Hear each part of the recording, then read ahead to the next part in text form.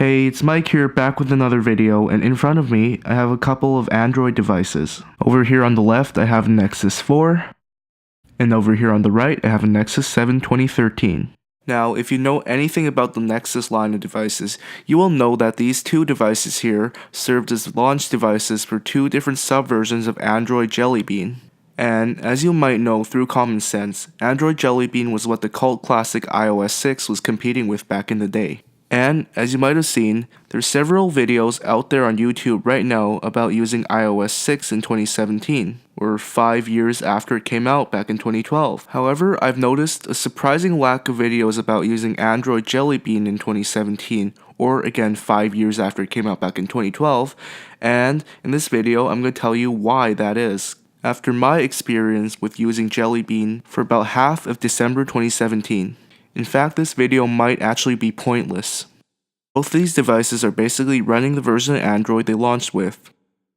On the phone, we have Android 4.2.1, it actually came out with 4.2, but then 4.2 had a few bugs in it. And over on the tablet, we have Android 4.3, which is the exact version it launched with, although this one does have a few bug fixes on it as well.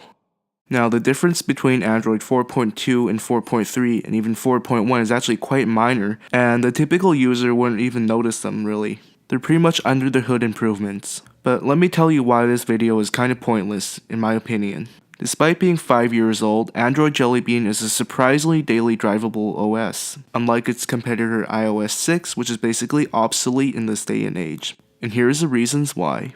Alright, so let's start things off with the phone. Going to the home screen, we do see that Android Jelly Bean has an older user interface. This is a hollow design language at its peak. So it's got a really simple launcher. So 5 pages per apps and widgets, you can't actually delete these unlike later launchers. And to open the app drawer, you actually have to press this button in the middle of the dock. Now, there's some phones that still do this, but Pixel phones use a swipe up instead. And you can see that it's side scrolling, and this is also where your widgets are kept in Jelly Bean. Now, the drop down for notifications and quick settings are a little bit different in Jelly Bean. So as you can see here, you can't do the double swipe down to get to your quick settings. You actually have to press that little button up in the right corner, or you could just do the 2-finger swipe, that works too. I mean, at least the folders haven't changed much, they just have a black background instead of a white one. Now, the app switcher does stack your apps on top of each other instead of displaying them in a carded kind of view, so you might have to scroll a bit more to get to certain apps. And unfortunately, there's no Google Assistant here, just Google Now. If you're running the latest version of the Google app, that is. But unfortunately, like many apps here, I'm still rocking the original 2012 version for nostalgic purposes. But jumping into Play Store, here's the real reason why I think this video was a bit pointless.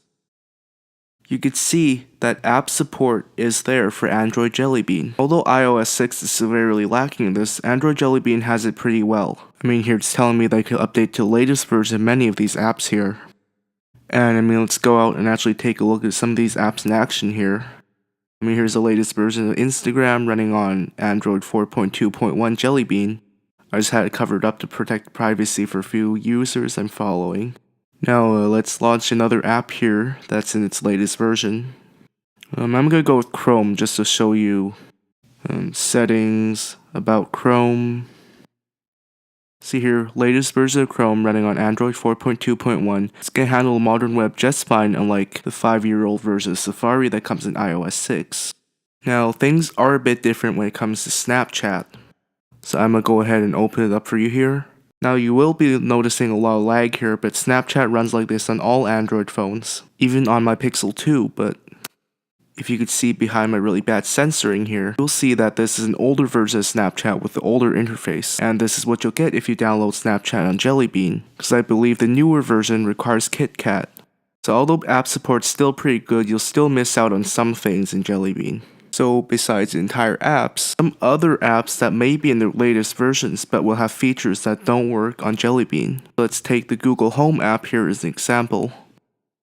You see that there's no option to directly cast to the Google Home within the app. If you're using a music service other than Spotify or Google Play Music, don't expect it to work on your Google Home if you're using Jelly Bean. If you really want to cast, you're pretty much stuck with going to apps like Google Play Music. And don't even think about doing any sort of Chrome casting with YouTube, because that doesn't even work. Certain apps are actually straight up incompatible with Jelly Bean, like Apple Music, which only works with 4.3, Snapseed, which I believe requires KitKat or later.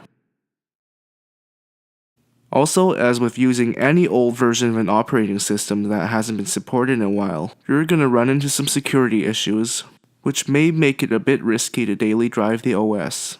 Now, before I think Marshmallow or Lollipop or something, you can't really see the dates of a security patch, but 4.2.1 came out in 2012 as you can see here, and the entire 4.2 subversion was last updated in 2013, mainly to disable the LTE functionality in the Nexus 4.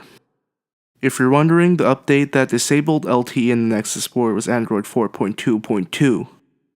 So jumping over to the tablet to take a look at Android 4.3, we could see right off the bat that it's a bit more up to date, although not much as you see that this build is dated August 2013. So the interface on the tablet version of Jelly Bean is much like the phone version, but then it's miles ahead of how the iPad was in iOS 6. It's also a bit closer to modern Android tablet interfaces, as you can access the notifications and the quick settings by swiping down on either the left top side or the right top side of the screen. Although 4.3 has a feature called wireless display, this is not Chromecast. Correct me if I'm wrong, but I think Chromecast support was added in KitKat. Also, 4.3 does have better app support than 4.2. Like I said before, Apple Music will work on this version, but unfortunately this is a tablet and it only works on phones. But let me scroll down here and you can see here, this app Meter didn't have an install button next to it on the Nexus 4, the phone, because it didn't support 4.2, but you can install it here because it does support 4.3. So in the end, can you daily drive the 5-year-old Android Jelly Bean? You can, but do I recommend it? No. I mean, even though it's miles ahead of iOS 6 in terms of usability in this day and age, the fact that it's so old leaves it with many security holes and vulnerabilities that have absolutely no patches coming anytime soon or in the future. The only reason why I see anyone using Jelly Bean in 2017 or 2018 or whatever is 1, because their device is stuck on it and they can't install a custom ROM or whatever. 2, people who want to use it for nostalgia, much like the people who use iOS 6 in this day and age. And 3, idiots like me who just want to use it because why not?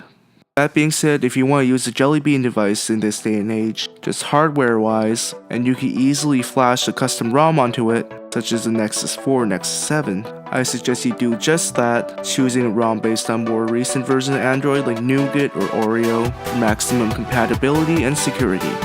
Anyways, thanks so much for watching.